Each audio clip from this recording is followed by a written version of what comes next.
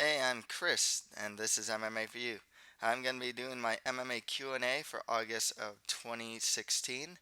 You might notice that I'm using the old format, but this is kind of like a one-time thing. There's a big reason why I'm doing it like this, a show like this. So, but before I get into the Q&A, I'd like to plug my own author's website at www.chrismodon.com. Uh, I'm an author specializing in the fantasy genre, and you can buy some of my works, starting with my first novel, The Mustard Prince in the Condiment Kingdom, for $4.99 on my website for on PDF format, or if you have an e-reader like a Kindle or something, you can buy it for $4.99 on Amazon.com. And for just $1.99, you can buy some of my short stories and short story collections, starting with the fantasy horror short story, The Land of the Wooden Statues, my horror collection, which is a collection of three of my gothic horror short stories, and my fantasy fable collection, which is a collection of four of my fantasy fable short stories. So, shout outs. Okay, start the shout outs here. Shout outs to Rodney P., Eric S., Cole Cano, Joe Varner, Alpha Games, Torrin Brown, Josh Yu, Cody Borak, Loving MMA, Devin Roberts, Ryan Jones, Lord Sirius, Thomas Tarr, Benho RJ, Hink, Maddie G, James Lyons, Amidu Kamara, Bobon Patcher 420, Care Bud, Who Farted 777, Joe Pota, Lette Com Chocolate 2, Gambling Degenerate, Brandon K, Jose Neto, Philorm 99, Blake Taylor, Murdered Yakuza, Petri Randy, Chris Back, Solid Cold, Bills uh, Quemado, Neo Splash 77, Jake N, Joe Mulligan, Ray Rosedale, Mulatto Canterbury, Don Niduaza, and Travis T. So thank you guys very much for commenting on the show and just being loyal viewers. And the reason why I'm doing my show in this format is I want to show you guys something I got on Wednesday. This is a BJJ blue belt. It took me forever to get this. Uh, my journey to getting that is actually a lot more extensive than a lot of other people's, because I want to say three, I had three like jujitsu instructors before I got that one, and then like I'd say various brown belts that also taught me for like a month here, a month there. So I mean, I had probably had like six plus jujitsu instructors, um, all for various reasons. One was like stopping BJJ, training to because I didn't have money, gyms closing down, coaches. Ooh, yeah, I actually had four major coaches. Coaches moving and just stuff like that. So it took me a long time to get that. And a lot of people, like they watch the show and they're like, dude, why is this idiot who obviously has never trained in his life like doing predictions? Like, no, I train. I actually train quite a bit. Boxing. Right now, I'm actually doing boxing under an MMA fighter, Cody Walker. So he's really good. Um, and then my lineage, as far as jiu-jitsu, I'm trained under Earl Locks, who trained under one of the Dirty Dozen, uh, Ken Gabrielson, and from there he trained under one of the Gracies. So my lineage actually, I'm like the fourth down from that lineage. It's a legit lineage, obviously, and not some McDojo like belts or anything like that. There's gonna have three questions here. Let's just start it off. Jeffrey B asked, Many people have already been flagged by USADA, and the testing will only get more advanced and more frequent. It only makes sense that more fighters will be caught in the next years, not less. With there already being talks of possibly longer sentences for violations and already a 2 year suspension for a first offense, how far can this go? How far should this go? UFC being a clean sporting organization won't matter if all their draws are out the next 2 years. Do you think they should regulate them case by case or keep going with business as usual, as Dana would say? Also, does this make the sport look better or more like a joke? To answer the last question, I don't think it makes the sport look like a joke at all. Um, the fact of the matter is, if you want a cleaner sport, there's going to have growing pains, and this is a part of those growing pains. I will say this education, as far as this goes, doesn't seem to be widespread enough. It really, I know that there's like a site or that you can go to check to see what's banned and whatnot, and then um, like you can also just call. Apparently, like Demetrius Johnson, before he takes anything, he'll call someone from like USADA and ask, "Hey, is this allowed?" Fighters should do that, but the fact of the matter is, it doesn't seem like they're generally educated fighters managers as far as like what's allowed and what isn't. There's still not a lot of transparency too as far as why a certain supplement or certain like thing just isn't allowed. Like what does it do that makes it some sort of enhancement, if anything? So sometimes sometimes it just seems like, oh hey, there's this drug in here. It might be something that enhances performance. Oh, we better ban it. And it's like, okay, that level of transparency would be wise as far as like, hey, why is this banned? But of course, then it's kind of like, why are fighters taking it then? Um, Fighters will definitely have to start checking their supplements. There really are tainted supplements. If you go out of the country, Ningang Wu was just caught, but not. He did have a violation, and I saw the violation.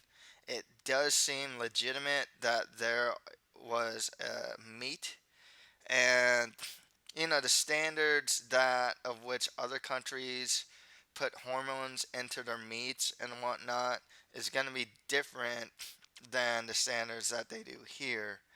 So apparently he was caught with some very low level of something that is known for being injected into the meats of China. Um, you know, I I think more fighters will be caught in the next couple years, but I think eventually it's going to drop down.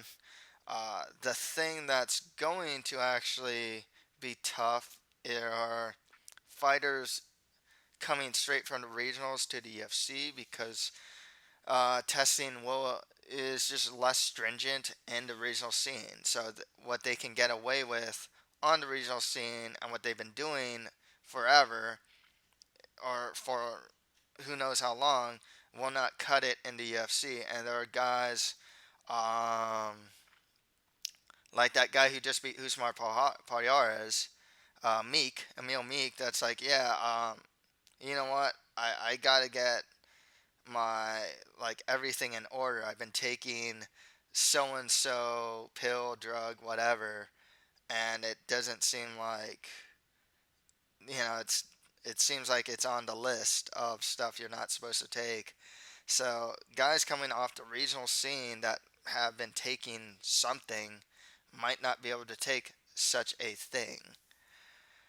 How far can this go?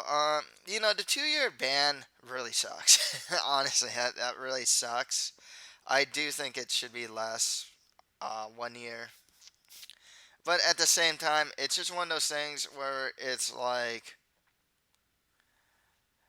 if you have a more stringent punishment, the idea is that fighters will be less inclined to take something and will also be more should or the managers or whoever's watching out for them should be watching what they're taking.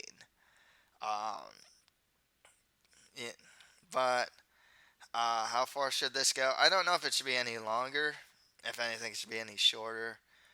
Um, are all their draws going to be out for the next 2 years? No, I don't think so. Um, it's just one of some guys are going to get caught, but others just haven't. And do you think they should be relegated case by case? Yeah. Um,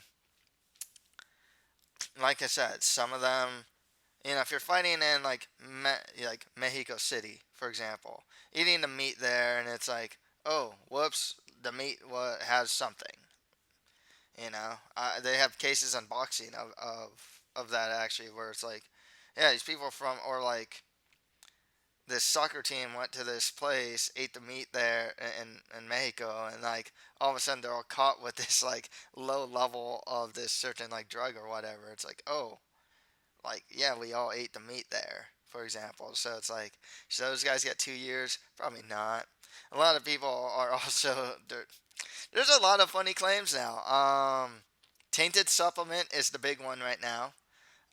Fertility drug is now another one too. Oh yeah, I took it for fertility. You know, I don't know why guys are taking estrogen. you know, um, guys who are taking estrogen, I would assume are using some sort of masking agent.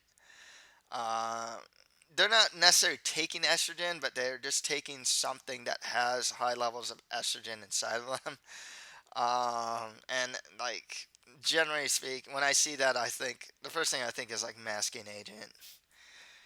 Uh, but all in all, I'm not against this. I'm really not. I actually kind of wonder about the overall MMA fan base on how much they actually do care about ped use, like PED use, because the fact of the matter is, I get the impression that they don't care until someone's caught.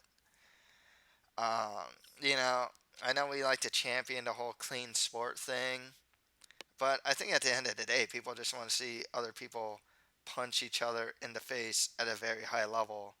And yes, some people do that at a very high level with some sort of chemical enhancement. Vitor Belfort already comes to mind, among others. Um, so in that sense, I don't think they care until they're caught, type of deal. It's not like this guy who was taking TRT. It's not like they were saying like, oh, I know he's taking TRT. Well, I'm not gonna watch. That person obviously cares about PED use. Other guys like, okay, I know he's taking TRT. Who cares? I want to see him fight. I mean, that's the fact of the matter. So I don't actually know if the overall MMA fan base truly cares that the sport is clean or not. Like I said, until someone's caught. For the most part, though, I like it. I think it'll be. I think there's a level of safety though that comes into play for the athletes. So that's why I'm for this. The 2 year ban. It's like be smart, guys. UFC fighters, you got to be smart now. I think a lot more fighters are being smart and whatnot. Will they perform as well as they used to? Maybe, maybe not. There's already speculation that, oh, this guy lost the title, this guy's on a bad losing streak. Oh, it's gotta be, because they're using pads and now they're not. I don't know, but honestly, I'm still watching fights. I still see a lot of high level fights, and it sucks that fighters off for 2 years. Like Chad Mendes is now off for 2 years. He's claiming some sort of skin cream he took. Um, you know, that kind of sucks. To see a guy like Chad Mendes be gone from the sport for 2 years sucks for his chances of winning a title. His prime years and his window for fighting is really short. 2 years is a lifetime. I would say fighters have like 10 years in the sport at most. I mean, some go longer, some go like 16, 18, 20 years even. But as far as prime years go, that is not very long. Rodney P asks, what do you think of Bellator's powers that be rush Matt Mitrione onto the Bellator 158 London card to fight Ole Thompson? 17-8 record. Especially when Bellator has a newly signed Bobby Brands, who's 17-5, who's a Shamrock FC heavyweight champion, Ayrton Teixeira, who's 3-1, even Vinicius Spartan, who's 8-4, all looking for fights at heavyweight and could have easily been pitted to fight Ole Thompson. Gonna keep this short and sweet. Absolute bonehead move from Bellator. This is a clear safety issue. After Mitrione fought Karo Sumanatafa, I think that's his name. He got dropped bad. I actually thought the fight should have been stopped. The post-fight interview, he didn't know what was going on. Then, like 30 days later, he's allowed to fight. There has to have something with the commissions there too, because like I don't know how he's allowed to fight. The guy got dropped. I mean, bad. You would think he'd probably got concussed. And yes, there are other fighters out there that are looking for fights. There's nothing wrong with Vinicius Spartan versus Ole Thompson. That's a cool fight. Ayrton Teixeira versus Ole Thompson. Sign me up. That's cool too. Hey, new heavyweight Bobby Brents 17-5 versus Ole Thompson, who's 17-8. Record wise, close enough records. New heavyweight. I'll watch that too. Like, I look, I get it. Like Mitrione is probably one of the more popular fighters coming from the Ultimate Fighter, has something of a fan base, but they just really put his health at risk. And yes, there are other heavyweights out there. I understand that Bellator probably wants to rush Mitrione into some sort of title shot, but there are other heavyweights that are quality enough heavyweights that could have fought Ole Thompson that weren't freaking concussed. um, a couple days before the bonehead move from Bellator, bad look on their part. Um, yeah, that's all I'm gonna say about that. And finally, Cole Kano asked, I find it very frustrating that in 2016 we still have fighters who have unlimited potential skill set wise, but their cardio constantly lets them down. One example of many is Chris Beal. In the first round of all of his fights, he looks easily a top 15 fighter, possibly top 10, but he gasses after one round and then becomes a complete bum. I understand some of the reasons for poor cardio can be from going for an early finish or taking damage, but that aside, many fighters get tired quickly for no obvious reason. So finally, my question is, why do you think some fighters simply don't have the level of fitness to compete for 3 or 5 rounds at a competitive level? Cardio, besides overall fitness and training, cardio also entails fighting in a way that's economical. A good example of this is Claudia Gadelha versus Joanna Jacek. After 2 rounds, Claudia gassed. What did she do? Rush Joanna Jacek against the cage and pretty much muscled her way down to the mat. The problem with Joanna, she would get half guard and underhook, get back to her feet, rinse and repeat. Gadelha is expending so much energy trying to get Joanna down, only for Joanna to get back to her feet, and it just gasses her out. She's not fighting. I'm sure she trains, like really hard. I'm sure she probably works on her cardio, but you have to be able to fight in a way that's economical. Some guys can go, go, go, go, go, go. Frank Edgar, Faber, Cruz, they can just go, go like forever, constant work rate. Other fighters just cannot, and that's fine. Just be economical about it. And like I said, Gadelha is a good example. Chris Beal, another thing that didn't help Chris Beal was when he cut down to 125. Um, this is he's actually a really good example of a guy who's cutting too much and not getting anything in return, and it's just sapping his cardio, and it's clearly sapping his cardio. Um, I guess there's something of an argument of why we want more weight classes so this doesn't happen, but like I don't really care for that. Except for women's, you know, to have that 20-pound gap at a smaller weight class from 115 to 135, that's pretty much why I'd like to see a 125-pound division. I think Gedalia is a 125er, among a good amount of other fighters in that division. Um, but yeah, sometimes some of these guys just have terrible fitness. Some other guys just blow their load um, real early. They're just kind of known for that, and you kind of see that too. Anthony Johnson he'll get like poked in the eye and just start swinging for the fences, and then like he fights Daniel Cormier, it's like, oh, he's not finished. Daniel Cormier, I mean, just took over, choked him out. So, like I said, it is a level of fitness, but it's also just fighting economically, and fighters have to understand how to do that and how not to do that. You know, there's a reason why constantly going for takedowns and shooting for like double legs, that saps a lot of energy. If you fail to get a takedown, that takes a lot of your energy away. For example, um, doing getting takedowns against the cage is a lot more taxing on the body than trying for takedowns in the middle of the cage, because you're either going to get it or you won't. With the cage, you're kind of just fighting, muscling sometimes, and sometimes they'll get the takedown, sometimes they'll get stuffed.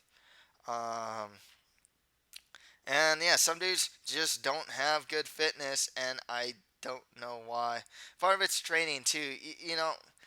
Um, how many guys are saying, "Oh, this is the first time I did the strength and conditioning, did strength and conditioning in my camp." I think like Lorenz Larkin actually said that in his last, like they were mentioning that the commentators were mentioning that in his last fight. It's like, oh yeah, first time I did strength and conditioning.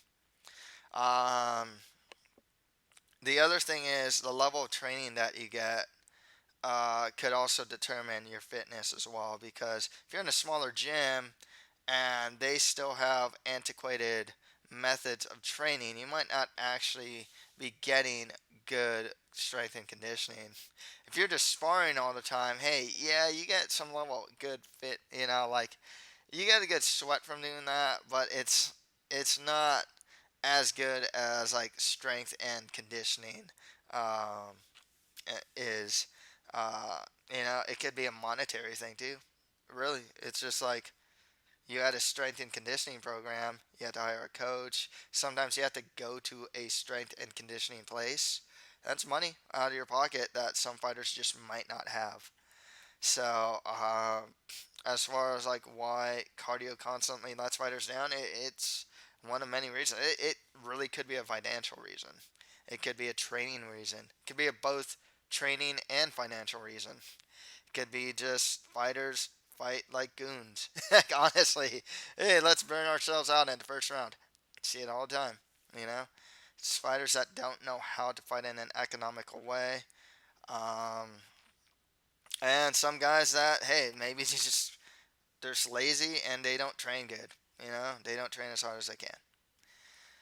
So that's pretty much it for this month's Q&A. I apologize for skipping July. I went to the Philippines during that time. It's just really hard for me to get a Q&A out there. But, I definitely want to answer all your guys' questions. And please, if you guys have more questions, you can put them on the comment section for September. I'll be glad to answer them. Some questions I don't tend to like to answer is like, how do you think this fight will go? Just because I'm gonna answer that in the prediction videos anyway, so it's kind of like that's that's one of the questions that I'm like, I'm really wary of answering on the Q&As. Because I don't want to like really repeat myself in a Q&A and then do the prediction video and like say the same thing. I want you guys to watch the prediction video, you know. Um, so yeah, just leave your comments below in the comments section. If you have any comments, just leave that below. And I got to plug some of my works, starting with the Mustard Prince in the Condiment Kingdom for $4.99 at www.chrismaldon.com on PDF format or on amazon.com for $4.99 as well. Then for just $1.99, you can buy some of my short stories and short story collections like The Land of the Wooden Statues, my horror collection, and my fantasy fable collection. So that's pretty much it for MMA for you. Thank you guys very much.